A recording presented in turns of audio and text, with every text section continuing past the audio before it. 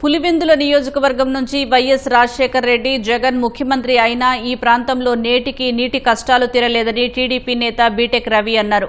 పులివెందులలోని Christian వీధిలో ఎన్టీఆర్ భరోసా పింఛన్లను ఆయన పంపిణీ చేశారు. పులివెందులలో నీటి కష్టాలు తీర్చేందుకు కూటమి ప్రభుత్వం చర్యలు చేపట్టిందని బీటెక్ రవి తెలిపారు.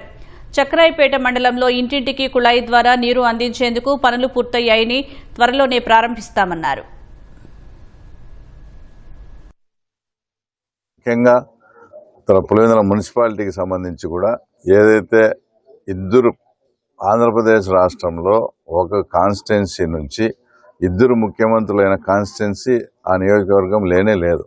అది ఓన్లీ ఒక పులివెందుల నుంచే ఇద్దరు ముఖ్యమంత్రులు అయినారు. రాజశేఖర రెడ్డి కావచ్చు, జగన్మోహన్ రెడ్డి కావచ్చు. ఇద్దరు ముఖ్యమంత్రులు అయినటువంటి ఈ నియోజకవర్గంలో ఇంకా అనేకమైన చోట్ల తాగునీటి సమస్య కూడా ఉందంటే వాళ్ళు ఏ రకంగా పరిపాలించారో మనం అర్థం చేసుకోవచ్చు.